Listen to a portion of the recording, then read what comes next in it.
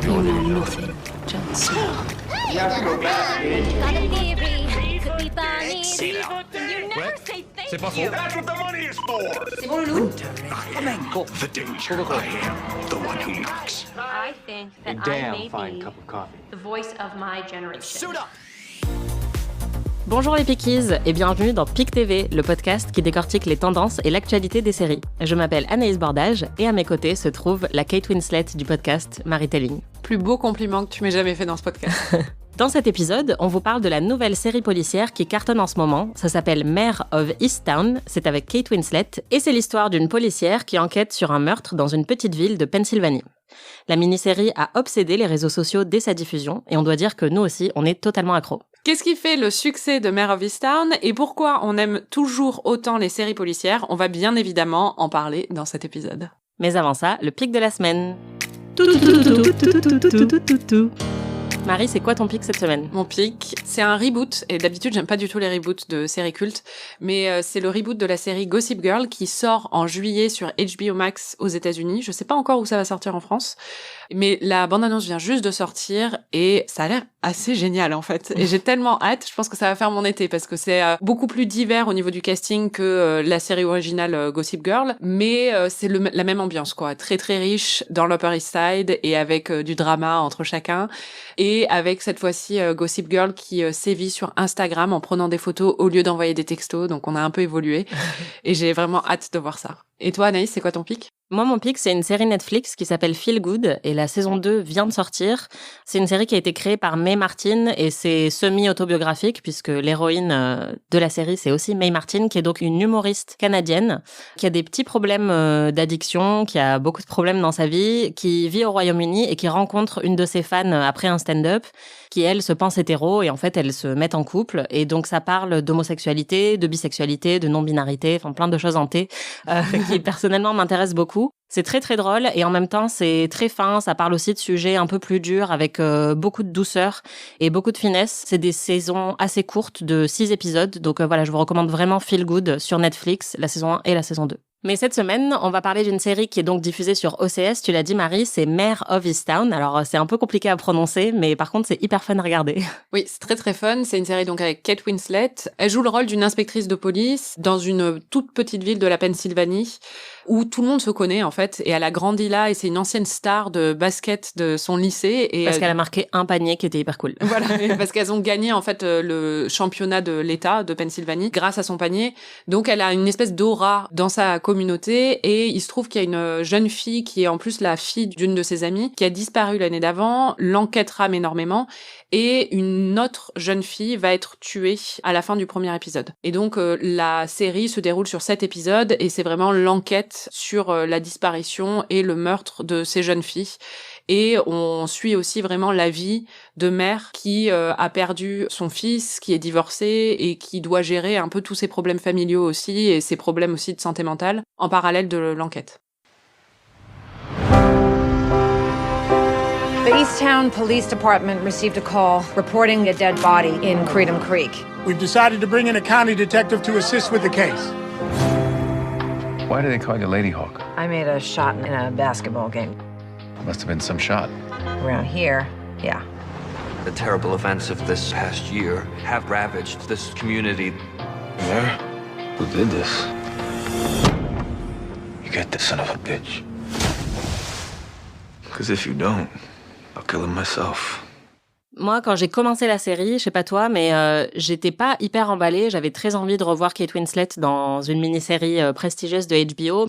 Elle avait déjà joué dans Mildred Pierce, qui était réalisée par Todd Haynes, qui est vraiment une super mini-série, je vous la recommande. Donc j'avais vraiment hâte de la retrouver dans une mini-série HBO, mais en fait, dès le début, je me suis dit, ça a l'air assez formulaïque. Ça a l'air de juste cocher toutes les cases d'une série policière de prestige de HBO. C'est vrai que c'est un peu devenu un incontournable de la télé de prestige depuis plusieurs années, sans doute, je pense, depuis depuis True Detective qui a complètement changé le game, et depuis plein de séries essayent d'imiter cette atmosphère très sombre avec de grands acteurs du cinéma. On sait ce que True Detective a fait pour la carrière de Matthew McConaughey par exemple, et je me disais Mare of Easttown s'inscrit vraiment là-dedans. On a un meurtre dans le premier épisode, on va avoir une enquête, on a une héroïne un peu paumée qui essaye de résoudre cette enquête tout en essayant de gérer sa vie personnelle, et j'étais emballée parce que je trouvais que tout était très bien fait, mais en même temps je me disais je vois pas où est la surprise. Je sais pas si c'est ce que toi t'avais ressenti aussi au début. J'ai un rapport un peu différent, je pense, avec les produits un peu formulaïques, parce que moi ils ont tendance à un peu à me rassurer. Quand je sais à quoi m'attendre, j'aime bien ça aussi, et donc en fait quand j'avais vu la bande-annonce, bon déjà j'adore Kate Winslet, c'est une de mes actrices préférées, et donc j'étais hyper enthousiaste à l'idée de regarder ça parce que je sais que j'aime les séries policières et que je vais aimer la voir dans un rôle comme ça. Donc je pensais pas que ce serait d'une originalité incroyable, mais j'avais quand même hâte de voir la série. Et c'est vrai que ça allait pas au début d'une originalité incroyable. En fait, ça coche vraiment beaucoup de cases du procédural classique un peu prestigieux. Déjà, ça commence sur un féminicide. Alors ça, c'est quand même un grand incontournable.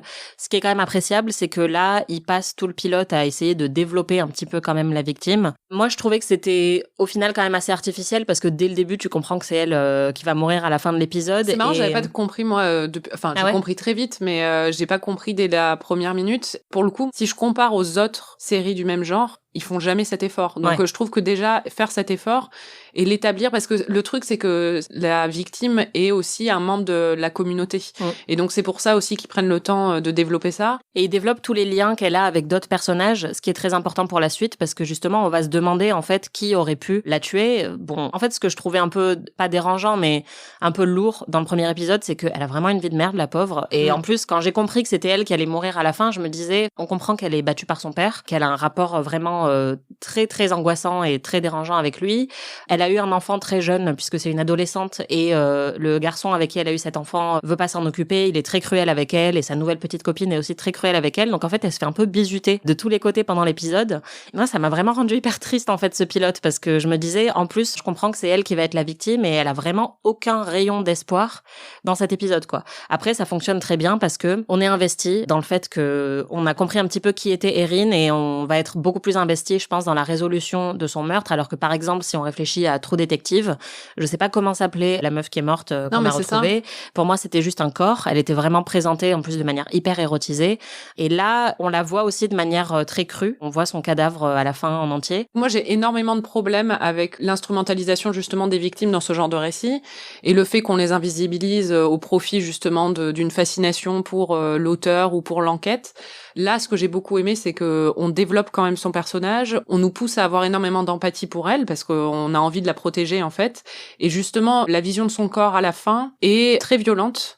Mais je pense qu'elle est beaucoup plus justifiée que dans d'autres séries où on n'a rien appris sur la victime, parce que d'un coup, là, on est confronté justement à la violence de l'acte et au fait que cette fille qui avait des aspirations, qui avait des rêves, qui avait des problèmes, qui avait des émotions, qui étaient pleinement vivantes, se retrouve sans vie et de façon extrêmement cruelle et déshumanisante.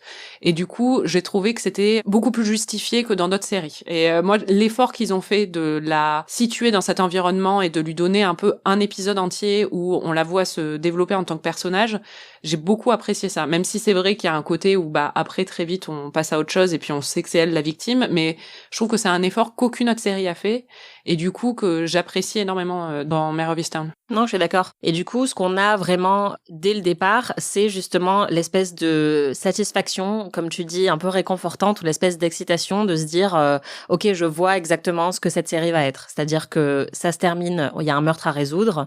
On a déjà tous les enjeux avec une héroïne, Kate Winslet, qui est assez fascinante, qu'on a envie de suivre. Et on va avoir en fait tous les classiques d'un whodunit, donc qui est vraiment un genre où on se demande qui l'a fait, qui a tué la victime, avec des red herring, donc encore un terme en anglais, mais en gros des fausses pistes qui vont être un peu jetées au fil des épisodes, où on va penser d'abord que c'est un personnage et puis ensuite que c'est un autre, et à chaque fois en fait dans un épisode on va avoir une nouvelle piste, et ça permet de nous tenir en haleine et de nous dérouter pour que au moment où on découvre enfin qui a vraiment commis le crime, on soit surpris. Et ça fonctionne très bien parce que pour le coup c'est hyper formulaïque. Oui, déjà ça fonctionne très bien. Et puis il y a comme tu dis, le personnage de Kate Winslet au centre, qui est vraiment assez fascinant. et qui rajoute un autre niveau de plaisir dans le visionnage de la série et qui rappelle, pour le coup, on a parlé de True Detective, mais il y a 2 autres grosses séries récentes qui, quand on regarde Mare of Easttown, viennent tout de suite à l'esprit. C'est Broadchurch, qui est une série avec Olivia Colman, c'est une série anglaise qui est autour du meurtre d'un petit garçon sur une ville côtière de l'Angleterre, donc aussi avec ce sens de communauté et avec une inspectrice au centre de l'histoire qui est très impliquée dans cette communauté et qui du coup a des biais et forcément des... Et qui vit très mal l'enquête sur laquelle elle est en train de travailler. Oui, et qui en plus, il y a quelqu'un de l'extérieur qui arrive pour l'aider aussi, comme c'est le cas ici. Et l'autre série, c'est Sharp Objects, dont on a déjà parlé plusieurs fois dans le podcast, parce que c'est une série qu'on adore, qui est avec Amy Adams, où Amy Adams joue une journaliste, pour le coup, pas une policière, mais qui va enquêter sur une série de meurtres de femmes. Aussi, dans sa communauté d'origine, dans une petite ville américaine, il y a vraiment le même sens, justement, un peu étouffant et incestueux où tout le monde se connaît. Et elle est hantée par beaucoup de choses qui lui sont arrivées, par la perte de quelqu'un de proche aussi, et elle est très torturée, comme les mères dans Mare of Easttown. Et du coup, il y a vraiment des parallèles là, et c'est quelque chose, on le ressent tout de suite, on voit tout de suite cette filiation, et moi, ça m'a tout de suite happée dedans, parce que j'adore ces séries, en fait. C'est vrai que c'est limite un archétype féminin qui est en train de se développer, quoi, de l'enquêtrice un peu larguée, qui a beaucoup de problèmes personnels à gérer. Et effectivement, il y a cette petite ville hyper claustro, où en fait, on pense à Twin Peaks aussi, où en fait, tout le monde se connaît. Donc, ça rend une enquête très compliquée, parce qu'on le voit dès la scène d'ouverture où Mère va chez des voisins pour enquêter, et elle les connaît tous, tout le monde la tutoie. Elle se met à pourchasser un toxico, et en fait, on comprend que c'est le frère d'une très bonne amie aussi de Mère. Donc, en fait, quand elle l'arrête, elle est hyper humaine avec lui, et elle demande même à sa sœur si elle peut pas plutôt l'héberger. Enfin, il y a un côté vraiment microcosme qui rend toute l'enquête très compliquée, parce que elle a aucune distance par rapport aux gens sur lesquels elle enquête. Et il y a aussi cette idée que tout le monde veut partir de cette ville, en fait. Que, par exemple, il y a la fille de Mère qu'on voit, qui a toute une intrigue dans la série, qui représente un peu cet espoir de peut-être la génération qui va quitter Easttown, qui va vouloir aller construire sa vie ailleurs. Et en même temps, il y a un attachement très fort de la part de Mère à cette ville et à cette communauté, et c'est ça que je trouve intéressant, c'est qu'au final on se rend compte qu'elle veut pas partir, qu'en fait elle y est bien. Au début on voit ça un peu comme un truc hyper gris, où sa seule gloire c'est un panier de basket qu'elle a mis il y a 20 ans, et plus la série se développe, plus on se rend compte que c'est pas forcément une mauvaise chose d'être dans une petite ville comme ça, quoi. Pour revenir à ce que tu disais sur l'archétype de la femme justement au bord de la crise de nerfs, la policière, en fait c'est un archétype à la base qui est un archétype masculin, c'est-à-dire que quand on regarde les films policiers ou les séries policiers à travers l'histoire, même Columbo, par exemple, il a toujours l'air un peu crado. La blague, c'est qu'il conduit dans une voiture de merde. Et dans True Detective, bon, il est complètement à la ramasse. C'est le policier avec la gueule de bois, voilà, qui exactement. se réveille dans les volutes de fumée. Et ça a vraiment marqué l'histoire, justement, des séries policières et des films policiers. Ils ont juste pris cette espèce d'archétype et ils l'ont féminisé dans plusieurs séries. Il y a une série que moi j'ai pas vue qui s'appelle Happy Valley, dont tout le monde a fait des rapprochements aussi entre Mare of Easttown et Happy Valley. Donc il y avait Top of the Lake aussi dont on n'a pas parlé, mais qui était extrêmement similaire, avec encore une fois Elisabeth Moss qui revient dans la ville de son passé, qui est confrontée à quelque chose de très très dur et qui en même temps enquête sur la disparition d'une petite fille. Donc c'est vrai que c'est devenu un genre entier, quoi. Oui, et c'est marrant parce que le côté féminin justement des séries policières, c'est un genre qui est dans les livres aussi, les romans policiers, est beaucoup plus lu par des femmes. Le genre du true crime, par exemple, dans les podcasts, est majoritairement écouté par des femmes. Si on regarde les autrices aussi de romans policiers, enfin, il y en a énormément. Ouais. Mary Higgins Clark et Agatha Christie. Et il y a un truc où ça paraît antinomique au niveau des clichés, parce qu'on se dit qu'une femme devrait pas s'intéresser à ce genre d'univers très sombre et un peu violent. Mais en fait, il y a toujours, à travers l'histoire, eu cette fascination. Et il y en a qui l'ont analysé et tout ça, mais c'est intéressant parce que ça se traduit dans ces séries aujourd'hui, où on voit vraiment cette filiation aussi, quoi. C'est une sorte de réappropriation par la culture de quelque chose auquel on est exposé depuis toute petite, c'est-à-dire que dans la pop culture, majoritairement les femmes sont les victimes. Et là, en fait, ça permet de creuser ça, parce que c'est aussi des victimes dans ces séries, mais en même temps, c'est aussi les enquêtrices. Il faut dire que ce qui rend la série hyper attirante aussi, au-delà de tout ce côté formulaïque, c'est le casting qui est exceptionnel de A à Z, c'est-à-dire que tout le monde est connu, c'est que des grands acteurs ou des caractères acteurs dans tout le casting, et évidemment Kate Winslet qui porte la série est parfaite. Ah, elle est incroyable. Non, mais c'est marrant parce que là, sur Twitter, il y a une espèce de... Tout le monde s'enflamme sur Kate Winslet. J'ai envie de dire, vous étiez où pendant 20 ans, quoi? On dirait qu'il la redécouvre après Titanic, mais elle est incroyable dans ce rôle. Vraiment, moi, je pourrais la regarder, mais juste boire une bière, ce qu'elle fait beaucoup dans la série, pendant des heures, quoi. Enfin, j'ai pas besoin, même qu'il y ait une histoire de crime derrière. Juste regarder Mère exister et être interprétée par Kate Winslet, c'est un bonheur total. So your options are, you sleep in the house, freeze your balls off, or you go to the shelter with a bed and a blanket and a hot meal. All right, the shelter, or all right, I'll freeze my balls off. All right, I'll stay in the fucking shelter. Jesus. Bah c'est ça, et ce qui est génial, c'est que en commençant la série, j'avais peur que ce soit une caricature justement de la femme voilà qui a les cheveux un peu filasses et qui prend pas soin d'elle et qui est totalement à l'ouest. Et en fait, Kate Winslet en fait quelque chose d'autre qu'une caricature. Elle en fait quelqu'un de très complexe. En fait, en regardant la série, je me disais rarement que c'était Kate Winslet, alors que je trouve que dans beaucoup de séries, par exemple, si tu regardes The Undoing avec Nicole Kidman, à aucun moment tu oublies que tu es en train de regarder Nicole Kidman.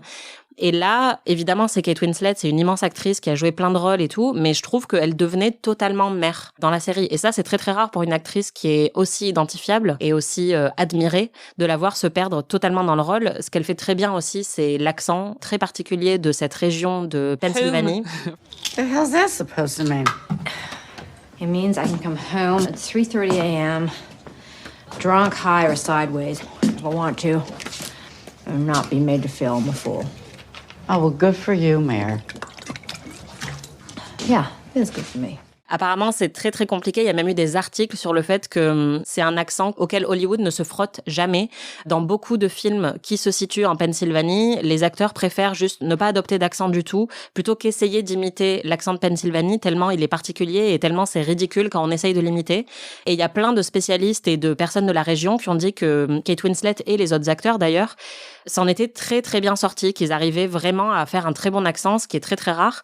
Et c'est vrai que pour nous, on va pas forcément l'entendre en fait. Enfin moi, si on n'avait pas attiré mon attention là-dessus, j'aurais pas fait gaffe. Pour moi, c'est un accent américain qui fait un peu local, quoi. Il y a quelques petits mots où tu sens quand même voilà, un truc bizarre. Il y a des petites sonorités, mais c'est vrai que ça fait pas justement Amy Adams dans Hillbilly Elegy qui essaye de faire un accent du Sud absolument horrible. C'est assez fin et c'est vraiment pour moi le meilleur aspect de la série. En fait, c'est vraiment le sens très fort de là où on est, qui est parfois rare dans des séries où voilà, même quand ça se passe dans le Sud ou dans la Louisiane comme True Detective, c'est un peu une vision cliché, quoi.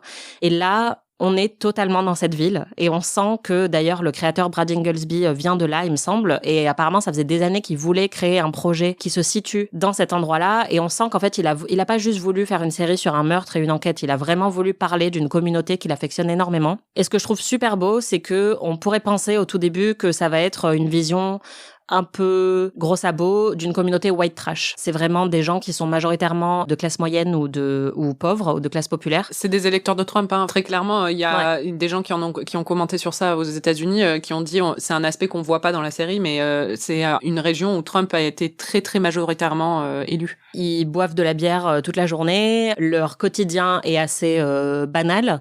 Ils vont aux obsèques et il y en a un qui est tellement bourré qu'il finit par avouer qu'il a couché. Qu'il a eu mari de la défunte. Hein, voilà, le mari de la défunte commence à avouer en étant bourré qu'il a eu une aventure avec la mère de Mère. Et tout le monde est très gêné, mais Mère, elle est morte de rire. I had an affair with Helen Fahey.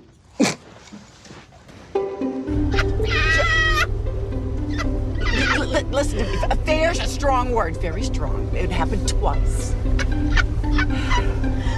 Okay, 3 times tops. But, you know, then the fact that I can't even remember how many should tell you all you need to know about what it meant to me. I mean, what kind of smack the ass makes an announcement like that at his wife's funeral reception anyway? Il y a vraiment un côté communauté hyper soudée et à la fois plus personne se supporte en fait parce qu'ils sont tout le temps les uns sur les autres et ils sont tous dans cette petite ville un peu enfermante. Mais moi, c'est vraiment ce que j'ai préféré dans la série, c'est pas forcément l'enquête, c'est vraiment les scènes de Mère qui rentre chez elle. Elle vit avec sa mère, avec sa fille, avec son petit-fils et elle a son cousin qui vient tout le temps. L'enfant le plus mignon du monde. Ouais, il est trop mignon. Et donc ils sont dans cette petite maison où ils sont un peu encore une fois les uns sur les autres. Ils boivent une bière, ils mettent les pieds sur la table. Il y a le cousin qui est là, qui passe tous les soirs faire un cocktail avec la mère de Mère. Donc il y a vraiment ce côté hyper réconfortant et à la fois hyper fin, je trouve, dans la description des dynamiques familiales et des dynamiques amicales aussi dans cette ville, qui moi m'a beaucoup plu et je trouvais que c'était encore plus fort que juste l'enquête policière. Oui, je suis d'accord. Après, l'enquête policière, ce qu'elle apporte, c'est qu'elle fait exploser tout ça. C'est-à-dire que tout le monde est suspect et tout le monde, et c'est une communauté où d'un coup, tout le monde se regarde en biais pour savoir qui a fait quoi, parce qu'il y a des secrets qui sont révélés. Exactement. Et ça, c'est ultra jouissif de voir ça, parce que c'est vraiment dans une communauté justement aussi fermée, de voir quelque chose imploser comme ça, c'est toujours hyper satisfaisant. L'autre truc aussi, c'est que c'est vraiment une série sur la perte, le deuil et comment gérer justement, parce que Mère a perdu son fils 2 ans plus tôt. Et il y a d'autres personnages dedans qui ont aussi doivent gérer des deuils ou des choses comme ça. Et aussi, dans ce genre de communauté, quand même, c'est pas le genre d'endroit aux États-Unis où les questions de santé mentale sont abordées très souvent, où on va faire des thérapies ou des choses comme ça. Et par exemple, Mère est hyper réticente à l'idée de faire une thérapie. Et quand elle doit en faire une, on voit vraiment le bénéfice. Ouais, exactement. Et c'est assez beau de voir ça aussi. Et la série est assez fine aussi dans son étude de ça. Ouais, il y a aussi le personnage, on en a pas parlé, de Evan Peters, qui joue très donc voilà, très mignon, qui est un acteur qui est principalement connu pour avoir joué dans American Horror Story. C'est un peu c'était la muse de Ryan Murphy pendant longtemps. Et en fait, il arrive un peu comme notre point de vue extérieur, c'est-à-dire que lui, il vient pas de Easttown. Ouais, mais c'est drôle parce que c'est un outsider, mais qui vient de la ville d'à côté quand même. Ouais, voilà, c'est ça. Mais un peu comme dans toutes ces séries, il vient pour aider sur l'enquête, il vient d'un bureau où il y a un tout petit peu plus de moyens, en fait, que dans Easttown.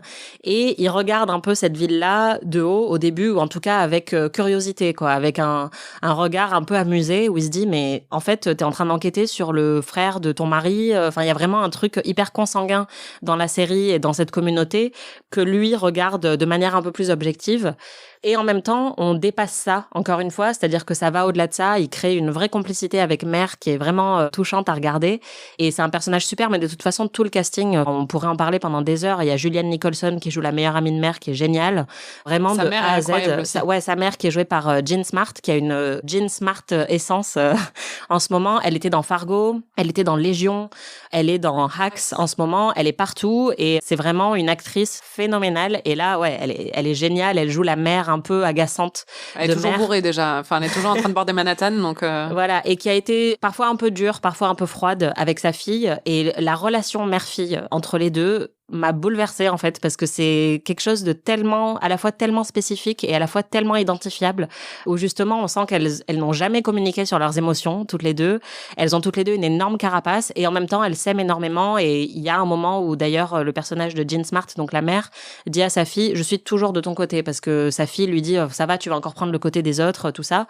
Et elle lui dit, non, je suis toujours de ton côté. Et en fait elles font que s'engueuler dans toute la série, mais on sent qu'il y a un énorme amour entre elles. Et ça en fait, juste c'est d'une grande finesse, et c'est pas ce à quoi je m'attendais en commençant la série, où je pensais justement qu'on allait rentrer dans des archétypes qui sont déjà très définis, mais qu'on n'arriverait pas à les dépasser. L'autre truc que je veux dire juste sur la série aussi, qui transparaît pas forcément de notre conversation, mais c'est très très drôle. En fait, ouais. Je rigolais tout le temps. C'est sur un meurtre et c'est policier et tout ça, il y a beaucoup de moments émouvants, mais j'étais morte de rire. Elle est très drôle en fait, Mère, parce qu'elle est énervée partout, donc ouais, elle est très blasée. Ouais. Voilà, et donc Kate Winslet le joue très bien, et il y a plein de moments où vraiment j'ai ri, mais de bon cœur, quoi. Ouais, complètement. Et c'est tous ces moments-là en fait, c'est-à-dire que c'est tous les moments qui sont en dehors de l'enquête, mais qui sont juste des moments de vie dans la ville et dans la famille, où là, effectivement, c'est très très drôle. Hello?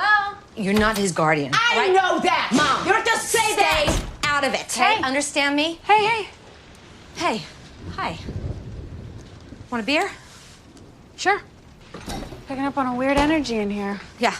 It's the energy of betrayal. Oh, cut it out, Mare. Jesus Christ. Can I talk to you for a minute? That's your cue to fuck off. Sorry. Good luck. She's in one of her giant asshole moods tonight. You know what? Fuck you. Yeah, fuck you too. Et pour moi, c'est ça qui fait le succès de la série, c'est-à-dire que si on regarde avec The Undoing, par exemple, qui était aussi très formulaïque, dont on avait un petit peu parlé, aussi sur OCS, en fait, une fois que t'enlèves le mystère de qui a tué... Qui est pas un très bon mystère en plus dans The Undoing, hein, ouais. C'est un peu le gros problème quand même. Une fois que t'enlèves ça, une fois que t'enlèves toute la formule de des fausses pistes, des cliffhangers à la fin de chaque épisode, il reste plus rien à quoi se raccrocher. Alors que, en fait, si t'enlèves tout ça dans Mare of Easttown, il te reste quand même justement ce sens d'une ville et d'une petite communauté qui vit, qui est intéressante. Et pour moi, c'est ça qui fait que la série est beaucoup plus réussie. On a beaucoup mentionné qu'il y avait un aspect formulaïque dans la série, et c'est vrai qu'au premier abord, il y a ça, mais ça allait vraiment pas tant que ça, et je voudrais pas que les gens pensent... Enfin, c'est beaucoup plus surprenant, et c'est ce qu'on dit aussi. Oui, c'est ça, c'est-à-dire que ça prend tous les éléments d'un genre qu'on connaît très bien, mais à chaque fois, ça les twiste un tout petit peu, et de plus en plus. Et vraiment, en fait, plus on avance vers la fin de la série, plus il y a des choix qui sont faits sur la structure, en fait, de la série, qui sont vraiment intéressants, et qui, moi, m'ont surprise, où pendant les 2-3 premiers épisodes, je me disais, je sais où ça va, et en fait, plus ça avance, plus j'étais totalement prise par l'intrigue et plus je me disais je sais vraiment pas ce que je vais trouver dans l'épisode d'après, et ça c'était hyper excitant parce que justement c'est un genre qu'on connaît très bien et quand on en consomme beaucoup on aime bien avoir ce côté réconfortant mais on pense pas forcément qu'on va être surpris, et là Mare of Easttown en fait est très surprenant. Ce qui est aussi très intéressant dans la série, on en a un peu parlé avec sa relation avec sa mère, mais il y a un côté très féminin et aussi matriarcal.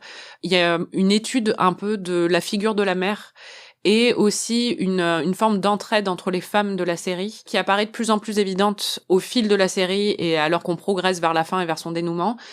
Et même le personnage d'Erin, c'est un personnage où quand on la découvre, elle est dans un sens maternel, elle est en train de regarder son enfant. Et chaque femme est un peu étudiée à travers son rapport avec son enfant et dans son rôle de mère. Il y a vraiment un truc très très fort avec la maternité dedans, mais pas du tout cliché et pas du tout réducteur sur cet aspect-là.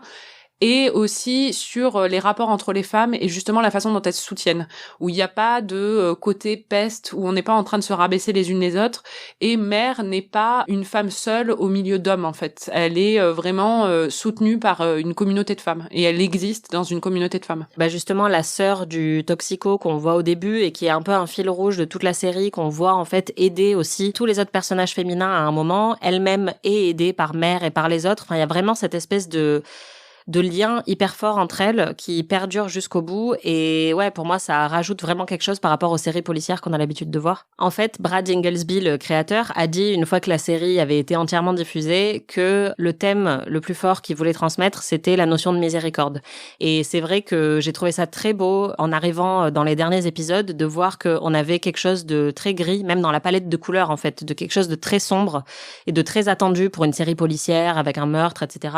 Et plus ça progresse, plus il y a de la couleur, plus il y a de la bonté, de la générosité, et plus on arrive effectivement à cette notion de miséricorde envers soi et envers les autres, où en fait il y a aussi la notion de pardon qui est très très forte, où Mère s'en veut beaucoup pour certaines choses qu'elle a faites, sa mère s'en veut aussi beaucoup pour certaines choses qu'elle a faites, pour la relation qu'elle a avec sa fille, etc. Plus on progresse, plus on voit des personnages qui apprennent à se pardonner et à pardonner aux autres malgré les choses très très dures qu'ils ont vécues. Et ça, j'ai trouvé que c'était très très beau aussi quand tu compares par exemple à Broadchurch ou à Top of the Lake, où c'est quand même quelque chose de très nihiliste, où c'est une communauté qui est complètement meurtrie, qui arrivera peut-être pas à se relever en fait de l'atrocité de ce qu'elle a vécu. Et là, dans Mare of Easttown, je trouve que la série va ailleurs de plus en plus, et qu'il y a un petit rayon de soleil à la fin qui est hyper beau et hyper touchant pour une série qui part quand même d'un point de départ très très sombre. Tout à fait. Et pour finir, un petit bonus. J'ai regardé Mare of Easttown avec ma mère, et il se trouve que ma mère est commandant divisionnaire de police et que pendant des années, elle a enquêté, elle était à la crime et elle a enquêté sur des meurtres. Et du coup, regarder des séries policières avec elle est à la fois un plaisir parce qu'elle adore le genre, mais en même temps toujours assez pénible parce que elle va toujours pointer les trucs qui ne vont pas dans la procédure, dans la façon dont l'enquête est menée, et elle a adoré Mare of Easttown, mais elle avait des choses à dire sur la façon dont certaines intrigues sont écrites et le déroulé de certaines scènes. Donc je l'ai enregistré sur le vif. Il y a des spoilers par contre, donc si vous n'avez pas vu la série, je vous conseille pas d'écouter ce qui va suivre.